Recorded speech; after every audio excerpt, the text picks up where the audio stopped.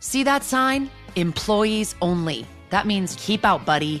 It's just for us buy well employees. This is where we talk freely about all the stuff happening in the world. You can keep Meghan Markle for all I care. As long as I get to take Harry to a weekend in Vegas, I'm happy. It's Employees Only, courtesy of Ron Howard, the new podcast from Imagine Audio, Pretty Fast, and iHeartMedia. Listen on the iHeartRadio app, Apple Podcasts, or wherever you get your podcasts. On his new podcast, 6 Degrees with Kevin Bacon, join Kevin for inspiring conversations with his friends and fellow celebrities who are working to make a difference in the world, like actor Mark Ruffalo. You know, I found myself moving upstate in the middle of this fracking fight, and I'm trying to raise kids there. And my neighbor's like willing to poison my water. Listen to 6 Degrees with Kevin Bacon on the iHeartRadio app, Apple Podcasts, or wherever you get your podcasts. I'm the Wizard of Oz. I'm the one making everything happen. Real Housewife of Salt Lake City star Jen Shaw is running the scam of the century. I remember one time Stuart lost like about $8 million. Jen was very upset and she came down to the office late at night with Coach, yelling and screaming at him, asking him where their money is. Binge all 8 episodes of Queen of the Con, Season 4, The Unreal Housewife, on the iHeartRadio app, Apple Podcasts, or wherever you get your podcasts.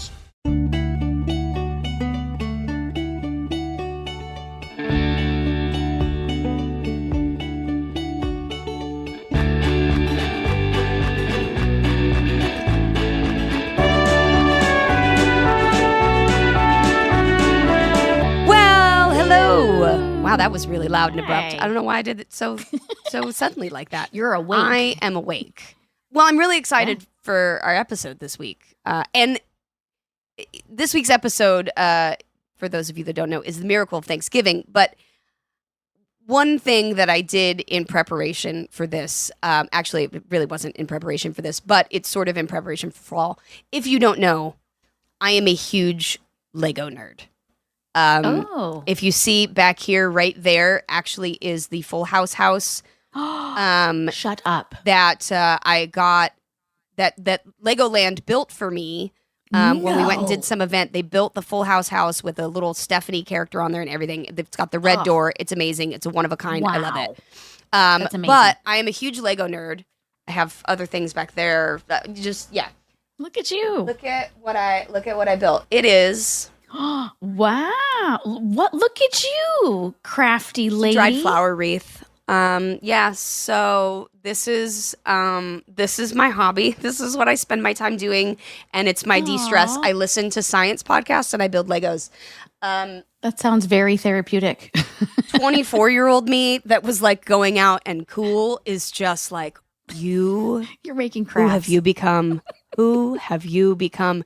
And then the 41-year-old me is like, where am I gonna put all these Legos? Because that's just kind of my happy place. So, yeah. So you must visit the Joann's craft store weekly to get your some glue and some dried flowers. No, I don't glue them together. Whatever. No, I like to live dangerously and just.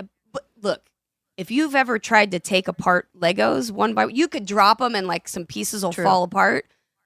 You could almost build houses out of Legos, which actually they kind of should. You know what? Give me a couple months. I'm gonna build a new house out of Legos. Yep, just me and the 3 little pigs. No, but I that was what I spent my time doing, and then we had our Miracle Thanksgiving episode, and I was like, oh my gosh, this is perfect. So. I am so excited for this episode because you and I have a special history with Thanksgiving. I don't know if we want to talk about it now or save it.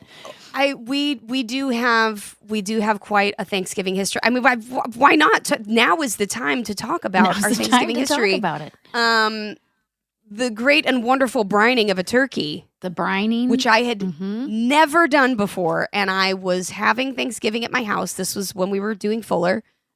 And I was. You were very nervous. You were very nervous to cook the turkey. Well, because the turkey has always been the domain of my dad. He deals with the bird. Okay, that's what he does. And that year, I was like, I was taking on, the turkey responsibilities. Yeah, it's intimidating. I get it. And I was like, don't forget to not freeze. You know what I mean? Because I remembered Don't pull a the DJ episode. and Don't pull a freeze it, DJ. right. You can't have a frozen turkey. All that kind of stuff. But I had never prepped one myself, and you decided that we should do it together. I came to the rescue. I was like, Jodie Sweeten, I'm going to teach you how to brine a turkey. Yep. And first you were like, brine? Like, I don't know if you'd ever heard of brining before. I mean, no. It sounds intimidating, but it's quite simple. I was like, I can all teach you you how to need do this. is a bucket and a bird. You know what I mean? Bucket and a bird and some ingredients. That's all you need. Yeah. And some ice. It's just a few things. You showed up to my house, though, with an orange Home Depot bucket. On the night before Thanksgiving, where the traffic is the worst. I'm so and I came from Orange County. Orange it took County. me like 3 hours to get there. That is how dedicated I am to you. But if you look at Andrea's old vlogs, there is a turkey brining episode where you will get to see me with my hand, arm, elbow deep in a turkey crevasse. And I had never done that before. The realization that the things were in there. Yes. Like the neck. You had to pull the neck out. Yeah, look, if, anyone who's vegan or doesn't eat turkey, you just skip for like the next 15 to 30 seconds. The neck is in the damn bird, okay? Right, it's inside the cavity of the bird. Like I get, you can use it for cooking, It's supposed to be really good. I've never had it, but it's supposed to be delicious. It was not at all what I was expecting it to look like. I don't know what I was expecting it to look like, but it was phallic. It was phallic. It was, it was definitely a thing that I pulled out of a turkey hole. And you pulled out the neck and the giblets or whatever they're called, the bag of gizzards, the thing. I don't know, whatever it was. I pulled a lot of things out of a turkey that I am totally fine never doing again. Yeah. Well, and we made the joke at the time that it resembled the birthing scene from Fuller House. Right. Where Birthing it was just, exactly. We're like pulling the neck out of the turkey cavity, and we're like, it's a boy. It's a boy. Boy, was it with that turkey neck. But no, it was great. And then we plopped that bird in a orange bucket, the Home Depot which had been bucket. washed. Don't worry, it was not Oh, just yeah. it was brand just new. brand new. Brand new. Wait, did we wash the bucket beforehand, or was it just brand new off the shelves of Home Depot? Is that? I'm sure I washed it. I'm sure I disinfected it. Sure, we did. Yeah, we washed it. Yeah, Whatever. Sure. Brining, and then you got to cook it. But yeah, that bird sat in a bucket and brined and itself. I brought all the ingredients too. I'm just gonna literally I provided the whole bird in a bucket. You saved a kit. Thanksgiving. I did. It was just. I was so happy to teach you this. Saved Thanksgiving, and there's video documentation of it, and it is one of the most ridiculous things I've ever done with you, and that is saying a lot. Because we have done some pretty ridiculous shit over the years, but yeah, it was and how great. did the turkey turn out? Like I didn't get to. It was delicious. Okay, good. It was amazing and delicious. Moist, right? Well, I know we hate that word, but yeah, it was not a dry. Say that turkey. word. It was not a dry turkey. No. Yeah. It was not a dry turkey. It was not a jive turkey. It was. It was a frozen? delicious. No, it was not frozen. It was not burnt. I feel like this is a Dr. Seuss book. But it was. It was really, really good. Yay! I'm so glad. But I haven't done it since. Come on! I do it every Thanksgiving.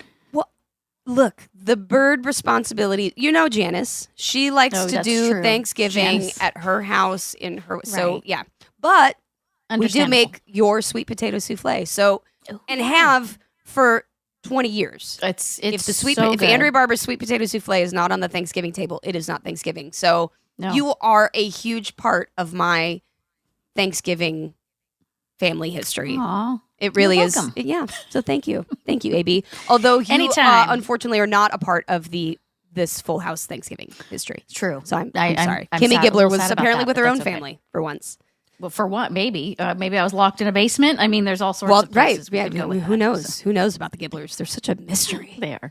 But this was one of my favorite episodes. It was our very first holiday centered episode. Yeah. And we went with Thanksgiving, and not to spoil anything, but there's a dance number. Of course. A of course. Motown montage again. We need a running tally of musical. I don't think we haven't recapped a single episode without a musical number yet. Yeah. Wait, last week? Last week, no, there wasn't a musical. But there was there was music. strumming. There was guitar strumming. There was Tom Dooley. I think that counts. Tom Dooley obviously counts. And Elvis. Okay. Yeah. That counts as a musical number. It does. So, but this was a musical. This was a number. This was dancing around tables. This was like kind of one of the best, most iconic Full House episodes and moments. Truly. Easily. Easily. It's such a good episode. Yeah. I can't wait. Let's get into it. Let's do it. Welcome back to How Rude Tanneritos. I'm Andrea Barber. And I am Jodie Sweeten. And today we're discussing Season 1, Episode 9, as we've mentioned, The Miracle of Thanksgiving. It first... Sorry. Right. The Dave trumpet. Yep. Love it. It originally aired on November 19th, 1987. And it goes a little something like this. The Thanksgiving holiday doesn't work out as planned when everyone teams up to prepare the feast, but the results aren't exactly worth eating. This is why you order takeout. Or brine. Or you brine a turkey. Right. It was directed by Peter Baldwin. I have no recollection of Mr. Peter Baldwin. Yeah. Sure, he was a lovely either. I don't know. No, or maybe he wasn't. Lovely, I don't know. But Peter, thank you. Yeah, thank you, Peter. This was a great episode to direct. Yep.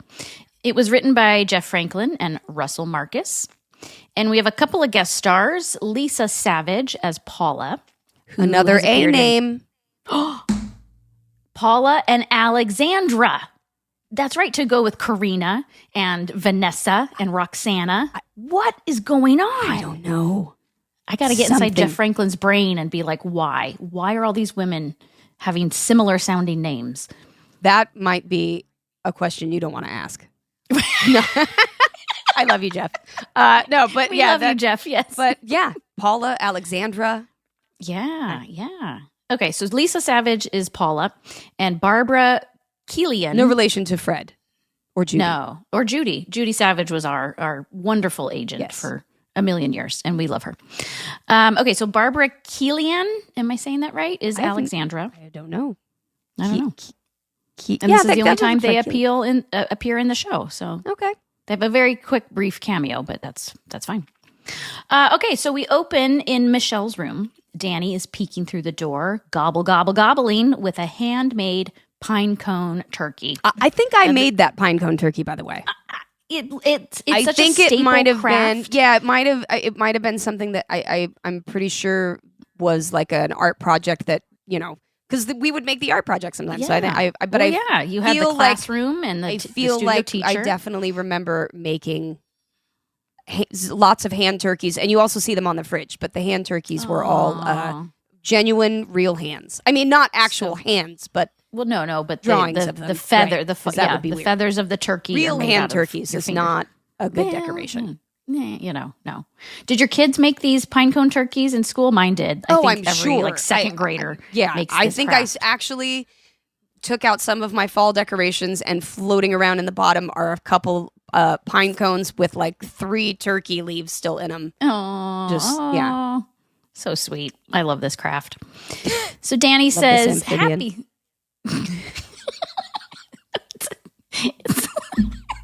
Which, on a side note, by the way, I just listened to a science me. podcast, and I learned the difference between technically, Bubba would have been a reptile, but whatever, it's fine. We're gonna. Well, yeah, because he was a land turtle. We're not gonna go back to Bubba. I just wanted you to know that I had solved that question for myself.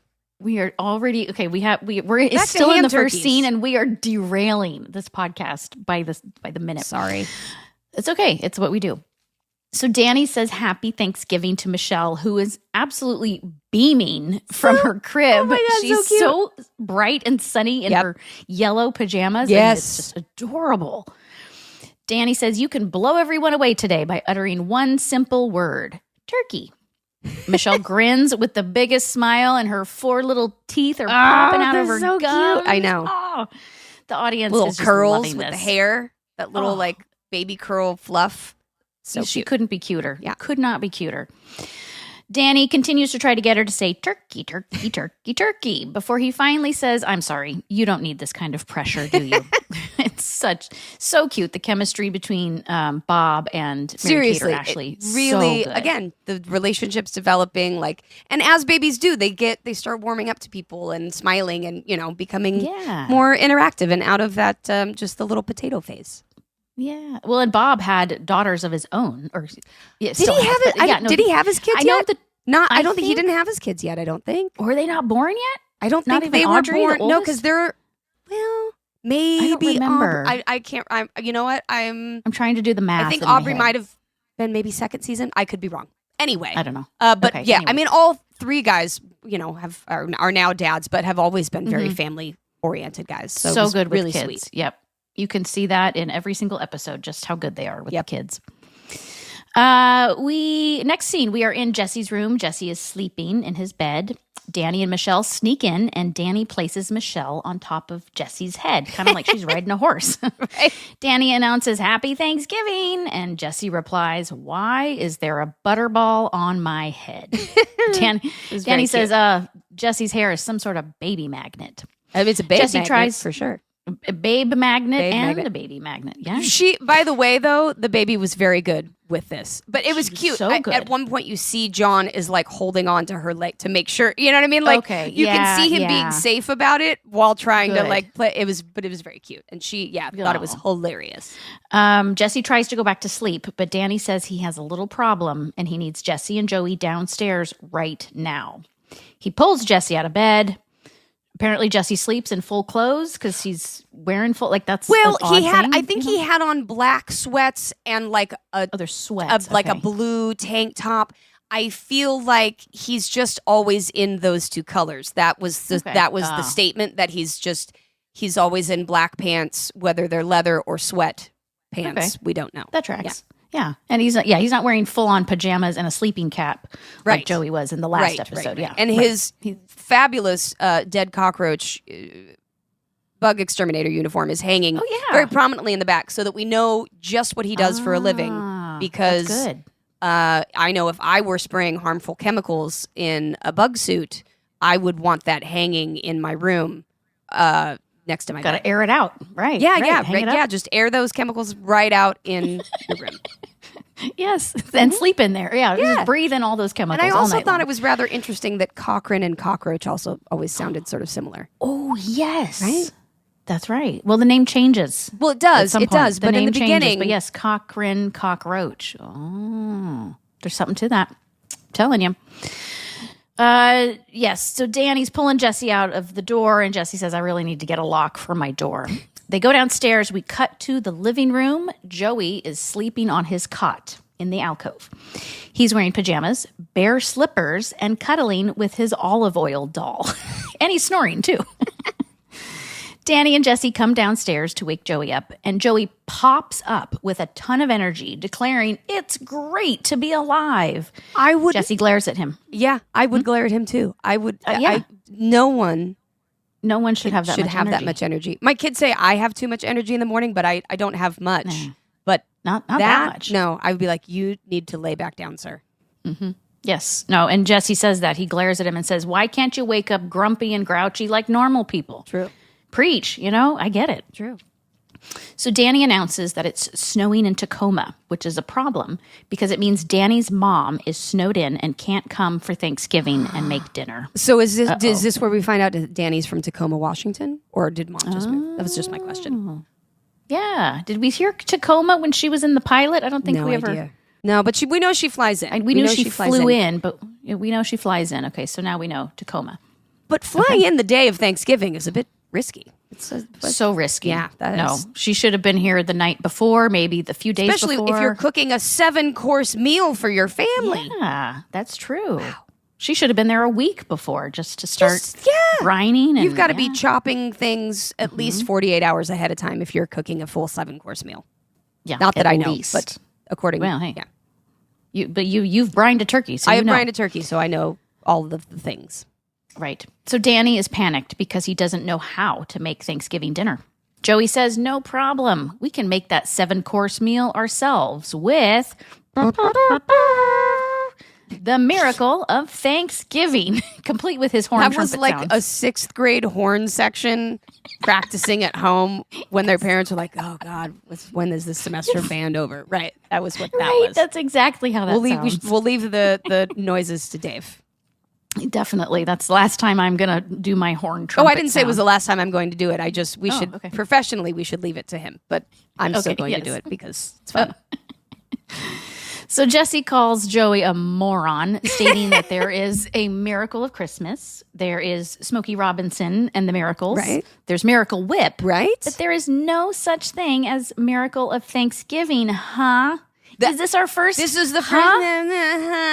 Huh? It's Yes. it's the first one of those moments. I did notice that. I screamed. I was so excited. I was like, aha. I did too. Because I was like, this becomes a running thing. Yeah. This is the beginning of that catchphrase, Yes. huh? Yeah. And he does that like Usually followed decades. up. It eventually becomes followed up with kind of a smack on the back of Joey's head. That little flick on the back yeah. of the head. Yeah. It's a whole routine. Danny says everything has to be perfect because it's the girls' first Thanksgiving without their mom. Oh. Jesse and Joey agree. I'd say it's already less than perfect. It's already, the pressure is enormous. Yeah, that sounds Jesse and Joey agree that this has to be a fun day for them. So let's get cooking. But he makes the mouth noise again. Oh, yeah. Makes the... Yes, See, you did it again. You attempted. It's so fun. I know. It's like a tick. I can't stop. This is In Retrospect, a podcast about pop culture from the 80s and 90s that shaped us. I'm very much a product of the pop culture I consumed. Yes. And I don't think that's a bad thing. I'm Jessica Bennett, a New York Times writer and best-selling author. I'm Susie Banikarim, an award-winning TV producer and filmmaker. Every week, we'll revisit a moment in cultural history that we just can't stop thinking about. From tabloid headlines to illicit student-teacher relationships and one very memorable red swimsuit. I found myself in Pamela Anderson's attic, as you do. I put that red swimsuit in the safe because it seemed everybody wanted it. We're digging deep to better understand what these moments taught us about the world and our place in it. I want you to really smell the Axe body spray that emanated during this time. It was presented more as kind of like a crime topic. Okay, and that's not a why, love story. Not a love story. It had been branded on the uteruses of every single woman, from sea to shining sea. Listen to In Retrospect on the iHeartRadio app, Apple Podcasts, or wherever you listen to your favorite shows. On his new podcast, 6 Degrees with Kevin Bacon, join Kevin for inspiring conversations with celebrities who are working to make a difference in the world, like musical artist Jewel. And what an equal opportunist misery is. It doesn't care if you're black or white or rich or poor or famous or homeless. If you were raised in misery systems, it's perpetual. Kevin is the founder of the nonprofit organization 6degrees.org. Now he's meeting with like-minded actors who share a passion for change, like Mark Ruffalo. You know, I found myself moving upstate in the middle of this fracking fight, and I'm trying to raise kids there, and my neighbor's like willing to poison my water. These conversations between Kevin and activist Matthew McConaughey will have you ready to lean in, learn, and inspired to act. If they're all on the wrong track, help them get on the right track. If they're on the right track, let's help them double down on that and see the opportunity to stay on the right track for success in the future. Listen to 6 Degrees with Kevin Bacon on the iHeartRadio app, Apple Podcasts, or wherever you get your podcasts. Your career is your most valuable asset. Imagine powering it with the unvarnished advice of the most successful chief executives in the world. I'm Mike Steib, a 3-time CEO, Fortune 500 board leader, and author of the top-selling career guide, The Career Manifesto. On my new show, Office Hours, I sit down with the leaders shaping our world, from unicorn founders to battle-tested executives, to share the answers to the most important questions you face in your work and to help you be the CEO of your own career. No script, no spin, just straight from the gut answers to your questions from chief executives ranging from visionary founder Tommy Hilfiger to New York City's Mayor Eric Adams, and our honest advice for achieving the career you've imagined. Submit your own questions by calling today at 213-419-0596. Listen to Office Hours with Mike Steib on the iHeartRadio app, Apple Podcasts, or wherever you get your podcasts. A little while later, we are in the kitchen. We see that the kitchen table is piled high with every grocery you could possibly need for Thanksgiving dinner. No, sorry, I'm not going to say it. I'm not going to do it every time you mention Thanksgiving because we'd be here forever. What should we make first? Danny says, and Jesse replies, reservations. I second that. Yes. I have mixed feelings about this, and I've done both. I've had Thanksgiving in a restaurant. I've had Thanksgiving at home, obviously. Right. There's a time and a place when, it's, you don't want to cook or clean up or do dishes or set the table. Yeah, just go to a restaurant. But I wouldn't want to do it every Thanksgiving. No, not every Thanksgiving, but no, it's a lot. Joey says, nobody panic. We have cookbooks. Yeah. He recites the recipe for basic bread stuffing, and the guys start to panic at how complicated it seems. Joey says, you know what? Stuffing is highly overrated. Well, it's because like a person. I love stuffing. I'm not a huge Thanksgiving to me is not, there's like a couple things, your souffle, stuffing, and like the fruit salad are my favorites. Interesting. But the way they're describing the cookbooks, it is very typical cookbook where it's like, then you use this, see page, 17 for the 3-page recipe of how to make this one ingredient that you're also going to need 15 other ingredients. Yeah. Oh, it's intimidating. Very intimidating. I get it. And I don't love stuffing myself. So I'm like, you know what? You can absolutely skip this stuff. I love the stuffing. Love it. It depends on the texture. If it's too wet or too dry, it ruins it completely. Gotta have the right. Gotta make it correctly. Right. So it's not for a novice. So this is why Joey's like, forget about it. It's overrated. Jesse teases him, what happened to the miracle of Thanksgiving? Joey replies, I got you. I can't stop. Joey replies that if they can get a restaurant reservation on the day of Thanksgiving, that's the real miracle. True. DJ and Stephanie enter the kitchen wearing their jammies and wishing everyone a happy Thanksgiving. Aw, little DJ announces, here comes big bad biker mama, and Michelle enters the room riding a plastic baby tricycle and smiling so big. Oh, it's the best time. She was getting like put because she couldn't quite, like propel herself on cue. So like she got pushed someone through must the have pushed her. I believe it was Adria was like offset pushing her, and oh my god, she had the best time. She loves it. Yeah. Well, and this makes sense.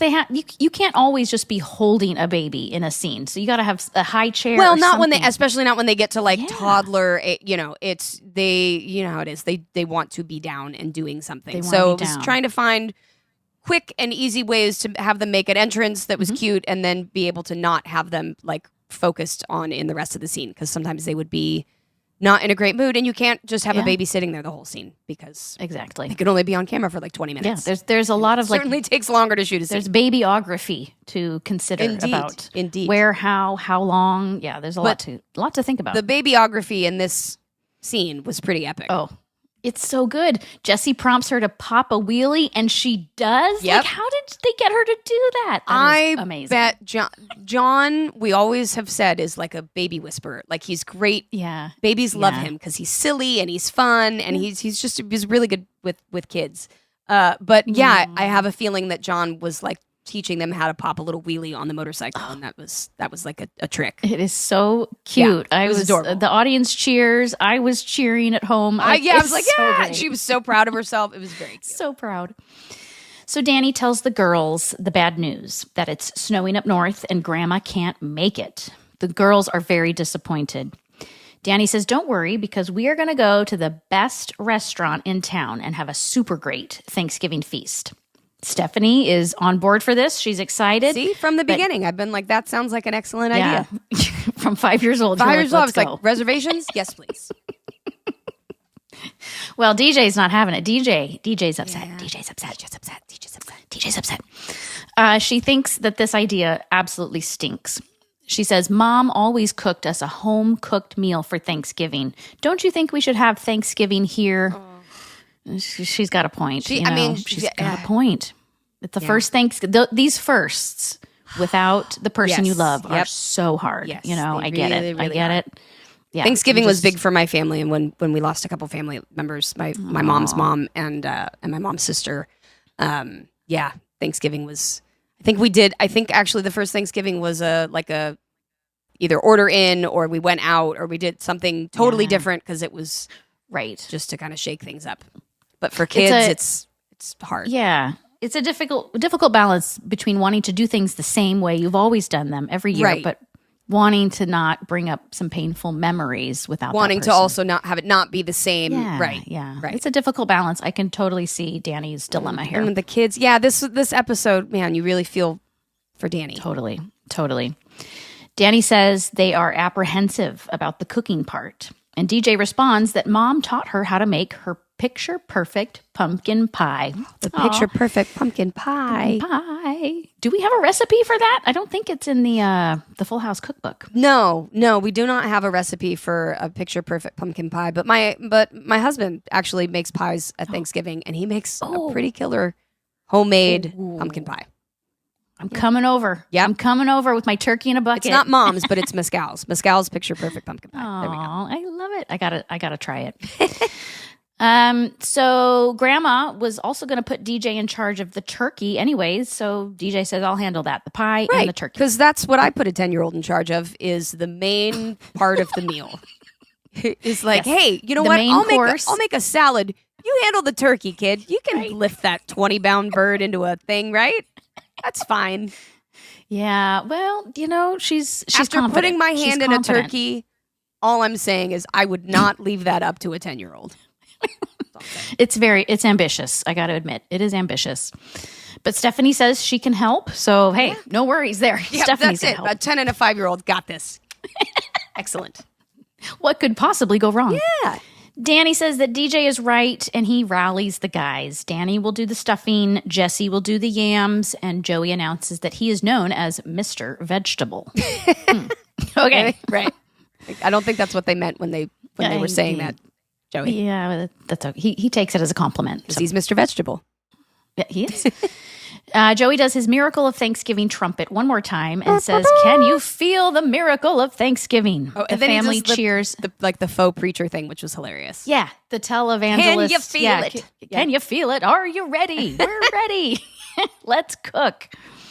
So we flip to a few minutes later in the kitchen. It is time for a musical number. Oh, this musical number.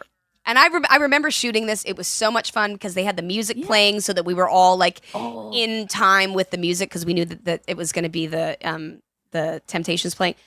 Oh. It was so much fun. I loved doing that because we had to do it, a few times, obviously, to get everybody doing the right thing at the right time. Yeah. But it was so much fun. I mean, you know me, I was always up for a good dance number. And just Candace and I had our little matching aprons on. And it was adorable. So cute. It was adorable. And I'm wondering if this was the director, Peter Baldwin, who orchestrated these moves, or did you guys come up with them on your own? I mean, it was cute, whatever it was. It was very cute. And it was a fun little family moment. Oh, it's legendary. And then, you know what I noticed in this too is that you hear John kind of saying hey, let's do this now. And it both adds this air of if obviously he's kind of encouraging people so everyone knows to do, and now we're going to walk around the table. He kind of was saying something that, but I also wonder if it was a thing that he was saying and doing so that we would remember as kids kind of what comes next. But also it made it seem a little bit less rehearsed and whatever. But it was a little moment that I noticed and I was like, oh, that's cute. Aww. Yeah. It's so cute. So you guys are dancing to Get Ready by the Temptations. Michelle is watching from her little trike in her adorable red dress. Jessie dances with the girls. Joey's incorporating the turkey into the choreography. As you do. And the audience cheers. Oh, this is such a good number. I could just watch this over and over. Yeah. DJ remarks that this is so much better than a restaurant, and Stephanie agrees. She says, those booster seats hurt my tush. Truly. They do. It's true. They're not comfortable. They're not comfortable. Those plastic things that they used to give you. Yeah, no. No. Not my kids hated those too. We angle on Jesse and Joey, who are attempting to carve the turkey, but there's a big problem. The turkey is still frozen. Oh, no. Oh, no. Jesse and Joey try to signal to Danny that this is a problem, but Danny is busy listening to DJ confess that she wasn't sure if she could pull it off but it turned out just the way Mom made it last year. Do you think she would have been proud of me? I know. It's just I'm just cringing watching this. Yeah, you can see it coming. Yeah, emotional cut to commercial. Oh yes. Just the emotional cut to commercial. And that song, do do do do. Right, yeah, there's that always is coming when you're like, it's a heartfelt moment. Yeah. Oh, you just buckle up. It's coming. You know what? I'm sure plenty of people out there listening to this have had the frozen turkey moment because I feel like it's definitely something that people learn. Yeah, it's a rite of passage. Oh, you have to defrost that turkey for a couple days. It takes days. Yeah, this isn't something you take out an hour before. No, it's days in advance. But, you've never made the turkey before. And you don't know and that. She's 10. If you're a 10-year-old, you don't know that. You know? Who knows? I mean, Grandma should have been like, how long's the turkey been out? But but all right. I commend DJ for giving it, the old college try. At this moment, oh God, it just guts you. Because as a parent when your kid is like asking for something and you're like, this is bad. Yeah. You don't want to tell her, but how do you avoid it? Yep. It's awkward. Emotional cut back from commercial. Yes, we cut back from the emotional commercial. We're still in the kitchen where DJ is still looking so proud. Danny excuses himself from the table and DJ is suddenly curious. She's like, is something wrong with my turkey? Danny says no, he's just going to put the turkey back in the oven for a few minutes because he loves that extra crispy skin. Yeah. No. Yeah. DJ warns him, don't overcook it or it will get dry. Right. Danny's like, yeah, there's no chance of that happening. Yeah, no, it's not going to get dry. Sure. So the doorbell rings. Everyone exits to the living room. Danny answers the door and it's two women, Paula with and A names. Alexandra. With the A names, yes.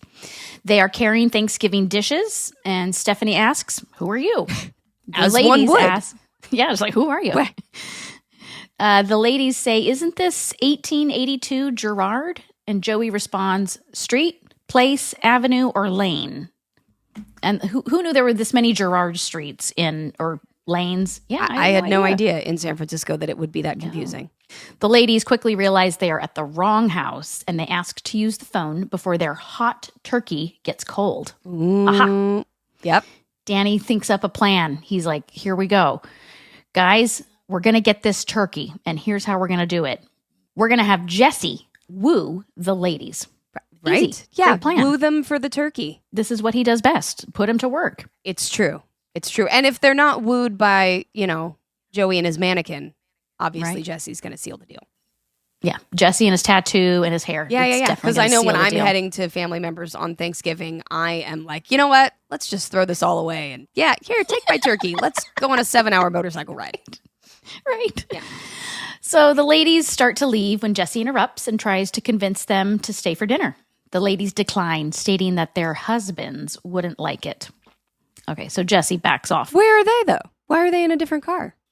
Well, the husbands must already be at Uncle Henry or someone. Like, they must already be there. It was just a strange. I was like, wow, that's weird. Yeah, why did they travel in different cars? Yeah. That's a good point. I don't know. Anyway, never thought about that. Anyways, so Danny offers the ladies $100 for their turkey, and he keeps raising the bid until he gets their attention. That 150, by the way, 150 was where Paula suggested that they talk about. Yeah.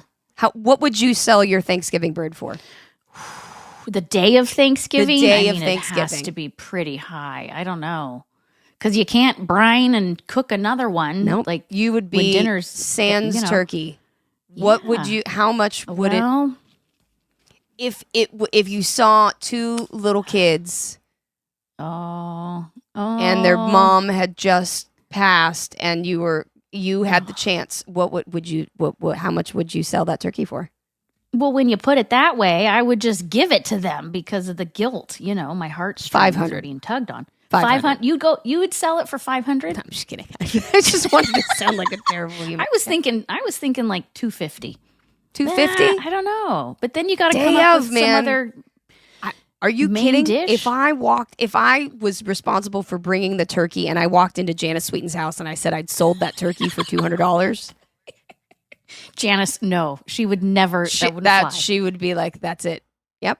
No. You would be out of the family immediately. That's true. She'd be like, so Thanksgiving is worth $200 to you. I'd be like, well, maybe $350, you know? Yeah, well. Anyway. I don't know. It's hard to put a price on this, that's for sure. Meanwhile, in the kitchen, Joey is pouring drinks for everyone, and he goes to take the last swig out of a bottle when he gets his tongue stuck inside the neck of the bottle. Was this... First of all, Joey's obviously never drank out of a bottle in his life. I don't know why he's sticking his tongue in it. But you got to get every last drop. But did this come about after we learned of Dave Coulier's freakishly long tongue? Yeah, I don't think most people know this about Dave. That he has a freakishly long, like it's gross. Like it's so long. It's weird. Like he can not only like touch his tongue to his nose, he can like put it up here, like on the bridge of it. Between the eyes. Yeah. Yeah, it's pretty. It's weird. Yeah. We have pictures. It's somewhere. it's very like all I'm saying is he could give Gene Simmons a real run for his money. If he could just figure out how to not get it stuck in a bottle, because... And it looks like it's really stuck in this scene. Like, I'm wondering how he did that. Like, did he really put his tongue inside the bottle and then mine? Well, I would imagine if you're the one that's pulling it and you know, and you have like a measuring tape tongue like Dave, you can just sort of unfurl it enough to make the joke work, you know? And then not like put he's it right. a snake with a forked tongue. I didn't say it was unfurling forked. his- I'm not saying that. I'm just saying. I'm just picturing the unfurling. It reminds me of certain it's amphibians or reptiles. But yeah, they I love that sometimes they amphibian. unfurl. Well, that's what Dave did, and he made the joke. And more importantly, he made the joke work. He made the joke work. Yes, he did, and he does it so well. This actually made me laugh out loud. It was so ridiculous Me and over too. the top. It's so over the top. When he's running around, it was. Oh, it's I hysterical. mean, he tries everything to get the bottle off of his tongue. Yes, he wedges it in the desk drawer Right. first. Then he wedges it in the chair spindles of one of the table chairs. None of it's working, though. He's completely panicked. Right. And it's at this very moment we see in the background smoke coming from the oven. Oh. Like, it's the wheels are coming off. Oh, yeah. The wheels are off. Joey sees this and he panics even more. He screams and just takes the entire chair with him into he the living room. screams, and because he can't scream, he's like, ah! And he's carrying a chair because he's now made the situation worse by getting the bottle stuck in a chair. It really hit me as such a funny scene. And Dave did such a great job with it. And and then he goes running into the living room.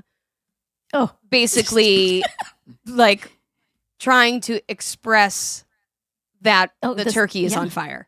There's an emergency and he cannot. And he's get the making words out. fire engine sounds. I mean, can you imagine? Can you imagine seeing Can this? you imagine? First of all, can you imagine getting lost with the turkey, sans your husband's, walking into a house, random house, and they're like, sure, you can use our phone. Then they're trying to be like, we'll buy you drinks and your turkey. And you're like, I need to get out of here. And then here comes this guy in a puzzle shirt that's matching the mannequin in the alcove, right? And he's making fire engine noises with a gigantic tongue stuck in a bottle and a chair in front of him. Can you imagine? I would not be as calm as those A-lady names are. Right. No, it is I would be like, oh my God, we're going to die. Paula, Alexandra, whatever your name is, grab that turkey and run, lady. It's hysterical. And the ladies even say, one of the ladies says, what planet have we landed on? Yeah. Like, perfect. Yes. Where are they? What planet? What planet? And why are you still there? Right.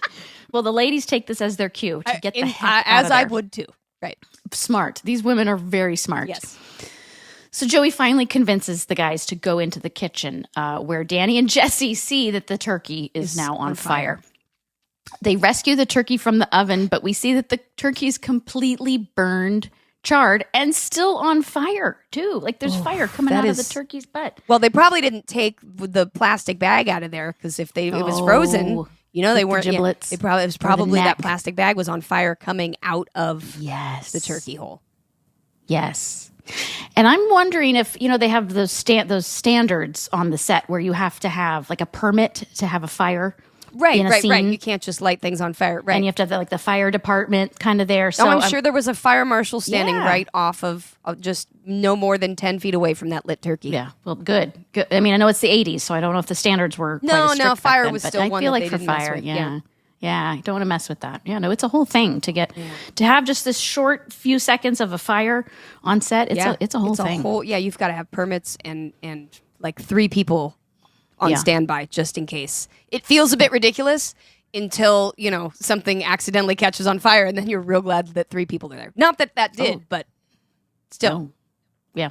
No, you safety first. That's what they always say. Safety first. When lighting a turkey on fire out of its turkey hole, always make sure that you are safely doing that. That's a phrase I never thought I would hear you utter, but okay. Well, that's why I did an entire podcast called Never Thought I'd Say This, because it happens a lot in my life. Okay. So at this moment, DJ and Stephanie walk in to see that DJ's turkey is on fire and a total loss. Danny tries to tell her it was his fault, but DJ just keeps beating herself up for not defrosting the turkey enough. Oh, poor Deej. Stephanie tells her, don't feel bad because they can still have mom's picture-perfect pumpkin pie. But as she says this, she accidentally lets the pie slide right out of her hands and onto the floor. It's a floor pie. Stephanie, it's a floor pie. It is now a floor pie. Oh. What else could go wrong? Stephanie says, I ruined mom's picture-perfect pumpkin pie. Yeah. DJ's upset. Stephanie feels terrible. Both girls run upstairs, and Danny runs after them. Oh. Jesse hands Michelle to Joey and pops the bottle right off his tongue in one fell swoop. Amazing. It was that easy. No problem. Joey calls this another miracle of Thanksgiving. Cue the trumpets. Michelle finally says turkey. And the audience cheers. And I'm sure this probably took a few minutes to get her to say turkey.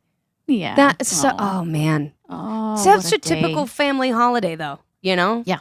Something always where goes you're like, wrong. everything's going to be great. And then the kids are crying and everyone's upstairs, something's on fire.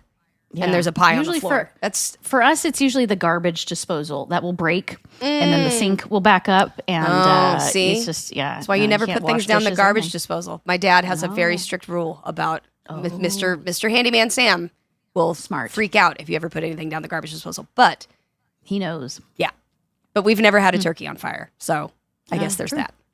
Okay, so you guys know what you're doing.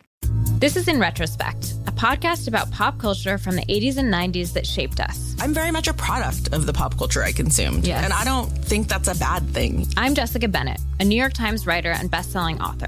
I'm Susie Banikarim, an award-winning TV producer and filmmaker. Every week, we'll revisit a moment in cultural history that we just can't stop thinking about. From tabloid headlines to illicit student-teacher relationships and one very memorable red swimsuit. I found myself in Pamela Anderson's attic, as you do. I put that red swimsuit in the safe because it seemed everybody wanted it. We're digging deep to better understand what these moments taught us about the world and our place in it.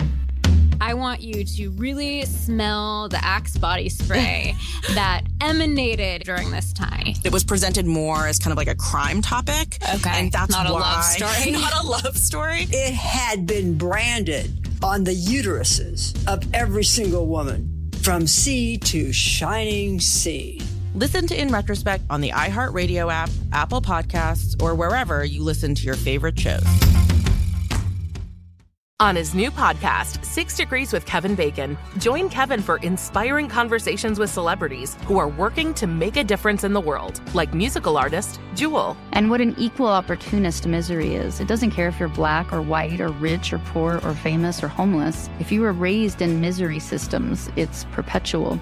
Kevin is the founder of the nonprofit organization 6degrees.org. Now he's meeting with like-minded actors who share a passion for change, like Mark Ruffalo. I found myself moving upstate in the middle of this fracking fight, and I'm trying to raise kids there, and my neighbor's willing to poison my water. These conversations between Kevin and activist Matthew McConaughey will have you ready to lean in, learn, and inspired to act. If they're on the wrong track, help them get on the right track. If they're on the right track, let's help them double down on that and see the opportunities to stay on the right track for for success in the future. Listen to 6 Degrees with Kevin Bacon on the iHeartRadio app, Apple Podcasts, or wherever you get your podcasts. Your career is your most valuable asset. Imagine powering it with the unvarnished advice of the most successful chief executives in the world. I'm Mike Steib, a 3-time CEO, Fortune 500 board leader, and author of the top-selling career guide, The Career Manifesto. On my new show, Office Hours, I sit down with the leaders shaping our world, from unicorn founders to battle-tested executives, to share the answers to the most important questions you face in your work and to help you be the CEO of your own career. No script, no spin, just straight from the gut answers to your questions from chief executives ranging from visionary founder Tommy Hilfiger to New York City's Mayor Eric Adams, and our honest advice for achieving the career you've imagined. Submit your own questions by calling today at 213-419-0596. Listen to Office Hours with Mike Steib on the iHeartRadio app, Apple Podcasts, or wherever you get your podcasts. In this next scene, we are in Danny's room. This is a new set for us. Right. We've never seen Danny's room We've never before. seen This is Danny's room. We exciting. only see it a couple times, but it's lovely. It's got a fireplace. It's quite a lovely room. Yeah, it's got a lot of weird decor. It's got the sailboat theme, the nautical theme is still sort of nautical theme is still very heavy through the house. It Very was heavy. the Tanners were a long line of I almost said Seamen? Yeah, and yep. Sorry. Yep, they were. I went there too. Yeah, that's look. Get your Bob mind and out Dave together. would make that joke, so we can make that They joke. did make that joke, I'm sure, many times. But yeah, that was why he inherited all of these things from. Okay. That's why he's such a big fisherman. I mean, obviously, he's, Yeah, he's just like the sea seaman. cruise. All over Yeah, the sea right. cruise is still alive in the house. Yep. So DJ and Danny walk into the bedroom, and DJ takes the blame for ruining Thanksgiving and letting Mom down. Oh God, it's just the weight to carry. Yes. Danny consoles her, saying, Mom knew that Thanksgiving wasn't about turkeys. It's about family and about being thankful for what we have. Danny, he's just always the voice of reason. Well, really, Pam was the voice of reason. Danny's just Well, yeah. He Danny's just remembered. absorbed these lessons from Pam. Yeah. And he's passing them on to the girls like he should. Yep. He tries to make DJ feel better by saying she's the one who pulled everyone together tonight. He admits that he felt so bad he offered those ladies $200 for their turkey. DJ says, Dad, that's crazy. You should have just told me the truth and given me the $200. Classic kid move. Yep. My kids would do that too. Just give me the $200. Yeah. DJ was very entrepreneurial. Yeah, she's very resourceful. Always looking for the angle to make some money, gotta say. I appreciate Smart that on about her. Yep. Definitely. DJ and Danny laugh about this, and Danny says that she reminds him so much of her mom. She always has a smile when he needs one. DJ smiles and says, you know what Mom always said? Smiles are free, so give them away. Danny kisses her on the cheek and pulls her in for a hug. This was another stellar scene between Candace and Bob. Such a great DJ Danny scene, and I mean, love these moments. We've had a musical number, and now a real heart-to-heart conversation. Heart-to-heart. The magic of Full House and the miracle of Thanksgiving. The miracle. Yeah, no, it's just they hit all the right emotional beats in this episode. Yeah, they really did. Yeah, the musical numbers, the heart-to-hearts. I love it. So now we are in DJ and Stephanie's room. Jessie is waiting for Stephanie to come out of her closet. When she doesn't come out, Jessie decides to join her right there in the closet. Yep. Stephanie admits, I broke the pie. Oh. And Jessie says, that's all right. People break things all the time. Yeah. Jessie tells her to hop on his back. He's going to show her a mistake that he made when he was her age.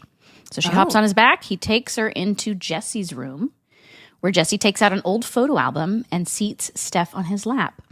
Stephanie points to a picture in the album and asks, who's that goofy-looking guy with silly hair and big ears? Jessie explains that his hair looks lopsided in the photo because he let Stephanie's mom cut his hair when he was 5 and she was 10. Oh. Stephanie says, I'm 5 and I wouldn't fall for that. I'm telling you, Steph is wise beyond her years. Very wise, but also this in a episode coming up, Steph cuts Uncle Jesse's hair. Oh, that's right. I forgot about that. Does episode. a total lopsided job of it and the whole thing. So I didn't remember that. That's almost a little bit of a recall to his sister doing it. I didn't knowing that is something that happens in the future is kind of a sweet little moment. But yeah, it's so cool. It's a little foreshadowing here. Yeah. Oh, that's and if you don't have pictures of yourself with a ridiculous haircut at some point in your life, what are you doing? This is a rite of passage. Either you cut your own hair or you cut your sibling's hair. Or I had bangs that we did a family photo, and I was like 2 or 3, and my mom was trying to cut the bangs at home, and I kept wiggling, and so I have these weird, like lopsided bangs that are just like up here. Yeah, in a family photo. It was great. Hey, and it always happens right before a professional photo or a school photo. Like you don't wait for the summertime when you're not being photographed. No, it's right before an important moment. Yes. Always. And apparently Pam had a thing for cutting her brother's hair. Yeah. Hey, I don't blame her. Jessie tickles Stephanie and she laughs. Stephanie points to another picture and asks, "Who's that little girl?" Jessie pauses for a beat and then says, "That's your mommy. She's pretty, isn't she?" And you can see that Jesse is, he's having a bit of an emotional moment here. Yeah. It was his sister. Yeah. This is one of those moments. One of those moments. So DJ and Danny walk in and DJ says, "Let's go have some black turkey and some pie a la floor." Steph asks if they can make a new pie and DJ says yes. And Stephanie promises not to drop it this time. The girls high five. Danny escorts the girls out of the room, but Jesse sticks behind, still looking at the photo album. He's emotional, and he says, "You missed a great Thanksgiving, sis." Danny returns to the bedroom and asks Jesse if he's coming. Jesse quickly tries to exit the room, but Danny can tell that something is wrong. He asks Jesse if he wants to talk, but Jesse tries to blow him off and storms into the hallway. Danny follows Jesse and tells him, "It's okay if you're hurting." Jesse tries to deflect and says he's getting annoyed with Danny. Danny says, "I didn't think about it, but this must be really hard on you. You spent more Thanksgivings with Pam than any of us." How did Danny not think about this? Well, yeah. Although I'm guessing that Danny's just so focused on the girls. He's so focused on the girl. Yeah, I get that he was like, he just had a brain fart about, that this is emotional for Jesse too. Yeah, that's true. He was so focused on the kids and the loss of their mom. It's sometimes you forget it's also the adults and the loss of their sibling or whatever. Yeah. But I am surprised it didn't come up until this moment. It didn't come up sooner, but it's finally all hitting Jesse all at one time. Jesse is still aggravated. He doesn't want to talk about it. He says, "Leave me alone." He storms back into his bedroom. Danny finally acquiesces and says, "Fine, I'll leave you alone." He starts to leave, but Jesse finally opens up. He says, "When is it going to start hurting, man?" That was a great John impression, by the way. Thank you. That was really good. I've been working on that all night. It was good. Yeah, we hear the sappy music. It starts, but this, it's genuinely emotional. Yeah. He says, "I keep thinking the pain is going to go away, but it doesn't." Oh, and this scene is like 7 months. So good. Yeah, okay, Jesse, you don't get over death that quickly. No, but he's so busy trying to be the tough guy. I know. Trying, he's never allowed himself to grieve. No, and now he's looking for, a woman and trying to dealing with that. Yeah, he's dealing with a lot. Got a lot going on. Jesse is struggling to put his emotions into words, and he collapses on the bed with his head in his hands. Danny tells him some days are harder than others, like today. But he doesn't have to go through this alone. Jesse looks at Danny and says with his voice breaking, "I miss her, man." And John is like making me cry. This is where the tears start flowing, and he's so good in this scene, and he just nails all of these emotional beats. It's hard for Jesse to talk about. Danny says that talking about the memories is what helps him. That's what keeps her in your heart. Oh. We end the scene with Danny saying, "Jesse, I'm glad you're here." And this is just a beautiful scene between these two guys that have been joking around and dancing in the kitchen and burning turkeys. It's just a great. It's a really good conversation. I love kind of what Danny brings up in it about that look, we can't pretend that this didn't happen. Like, it's talking about her and, and all of those things that like really keep her alive for them. And that, and that, grief isn't easy, and that it comes and it goes, and it's not just like a light switch that flips off. It was a really sweet conversation between them about that. Mm-hmm.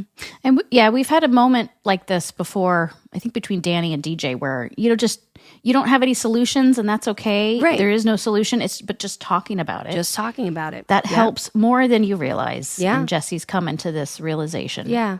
And also, I love that like the conversations happen between Danny and Jesse, who's Pam's brother, and Danny and DJ, because, she was the older kid. So, of course, she has all of even more memories and more time and experience and Thanksgivings with mom. So, yeah. Right. Oh, it's beautiful.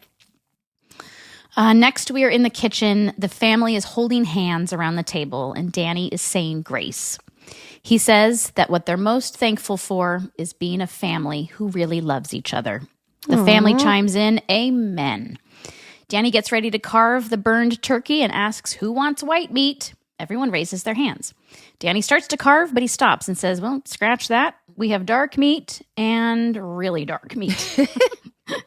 Everyone starts passing dishes around, and that is our show, ladies and gentlemen. Oh, you know what I loved, though, is sweet. when Jesse says he's grateful for his parents being in Orange County. That was like a fully real John moment, because his parents obviously lived in Orange County. Well, not obviously, but his parents lived in Orange County. And he says, he's grateful for his parents being in Orange County with all of his dad's goofy relatives. And then Joey says he's happy to be a part of this family, loves his dad and his dad's third wife, Janice. Janice. Yep. That is a call out to your mom. I don't know that it was a call out to my mom. Yeah, but it was. In my brain, it is. I made it so. But it was. Aww. Yeah, it was very funny. There was like two little bits of sort of real life moment that happened in that. Little insider knowledge. Yeah. Aww. All right, I have an everywhere you look moment. Ooh, tell me. And it has to do with the mannequin, but not its clothing.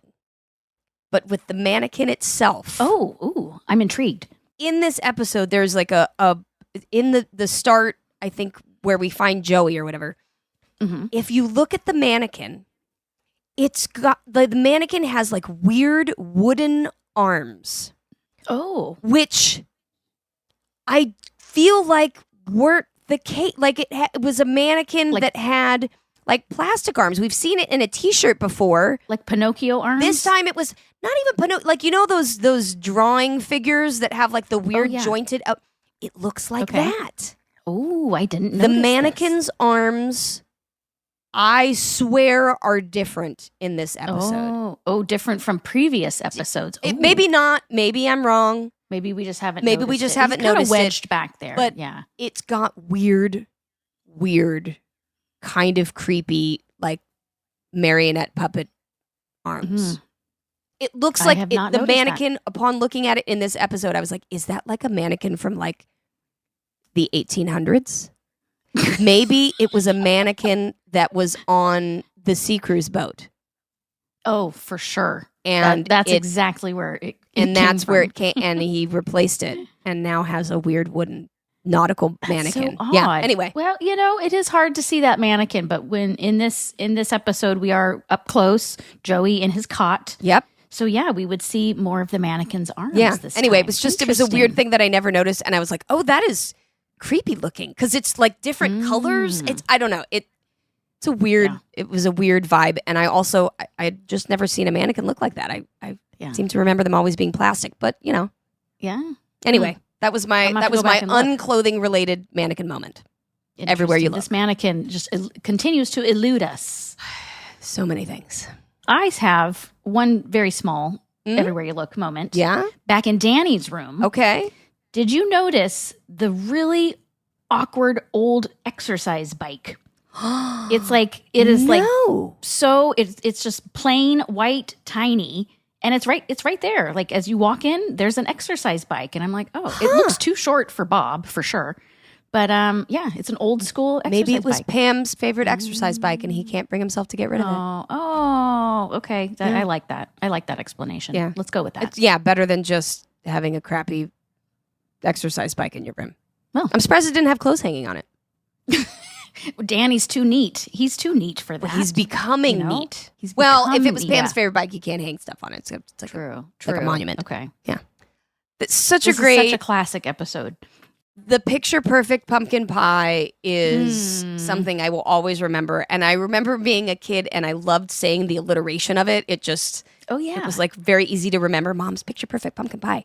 It rolls off the tongue. Just rolls off the tongue. I mean, it rolls off the tongue. It rolls off a plate. It just, it rolls right onto rolls the floor. off everything. Yep, just rolls off everything. Right onto the floor. But this was our first like holiday together, and we get to see the evolution of the Tanner family Thanksgiving, which eventually becomes like a 28-person ordeal in the living room.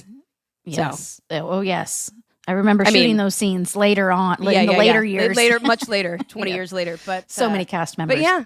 Aww. So many cast members, and this was just, we were all around the original table. We all fit. Aww. The original table. The cabinet in the background behind Danny, I had forgotten about, was this amazing like cabinet that was like painted like a Trump oil stuff. I'm saying that terribly, but where they like paint it to look realistic, but it looked like it was an open cabinet. Yeah. I completely forgot about that too. When Danny was sitting there saying grace. Well, and we didn't see it in this episode, but in later episodes, sometimes you see the reverse. They have to pull in that fourth wall, and shoot the reverse of that scene if you want to see the family members on that side. That was something that you would do in sitcoms every once in a while. If you wanted to see people that were sitting, like on the side where the audience would have been behind them, or the camera aisle.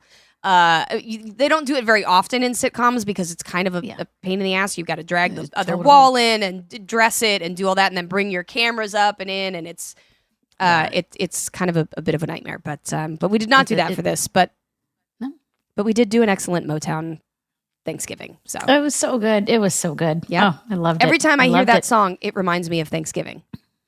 Really? No joke. Every time I hear it's to get ready, I'm like, oh yeah, pie. Here we go. Dance around the Let's table. go. Yeah. Grab your turkey. And pumpkin pie, when I was that age, was the one thing. If you would have asked me, if you were on a desert island, what's the one food you would have? Which I'm sure I got asked that all the time in like Teen Beat and stuff. It was pumpkin pie for a while. Ooh, it's good. Yeah, it's so good. I love pumpkin. So it pie. broke my heart to slide that pie right onto the floor. So sad. Are you do you eat your pumpkin pie with whipped cream or ice cream, or are you like I am purist? I do not like ice cream. I'm not a huge ice cream person. It depends, but I don't like it on my pie, and I will do a little bit of whipped cream, but I do not like a ridiculous amount of whipped cream. And my mom makes pours the cream and the sugar and whips the thing by hand, like makes the real whipped cream. It's delicious, but I don't like a lot of it on my pie. It's got to be the right ratio. The ratio is Otherwise, important. The ratio is key. The pie gets too soggy. Yeah, and then I'm eating just whipped cream with a side of pumpkin, and I love my pumpkin. That's not good. I am a pumpkin spice lover, and I know I am that basic, and that's who I am. It's okay. Have you had your pumpkin spice latte for the start of the season here? Have I? I think I have. I will. After Labor Day, usually, I'll be like, okay, now it's allowed. Now it's time. Yeah. Yeah, because Starbucks does start that very now early. it's time. But I don't like getting I won't get an iced pumpkin spice latte. No, it's not the same. Because I'm like, no, I want pumpkin spice to make me feel warm and cozy. Yeah, not it's a fall drink. Iced and in shorts. Not a summer drink. Yeah. I agree with all of these assessments. Again, you and I have very important Thanksgiving-related conversations. We do. We really do. And I expect that we'll be throwing another turkey in a bucket pretty soon. I can't wait. Yes. Maybe if we ever get to the point where we're doing live shows, I say we brine a turkey on stage. Live brining. Live brining. And then give away the turkey at the end of the show. That's it. Well, but brining takes 72 hours or something? So we'd have to send them home with the bird in the bucket. That's our going to be what you have to look forward to if we ever do a live show. And God, I can only imagine people just buying tickets now. So Unhinged. Unhinged and uncooked turkey. But in the meantime, if you want to hit us up for recipes, or if you have your own favorite Thanksgiving memories, we would love to hear them.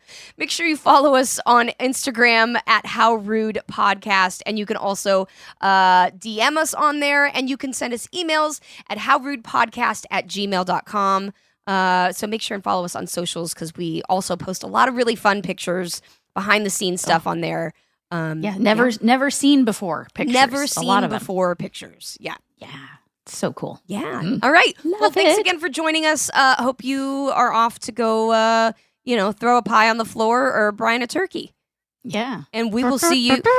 The miracle of turkey buckets. Okay. Everybody, we will see you next week. Thanks for tuning in. And go cook a turkey somewhere. Well, how do you roast a turkey? We find out in this episode. Yep. We find out. Oh my gosh. Chef's kiss. Chef's kiss. Perfect, Jodie. I'll see you next week.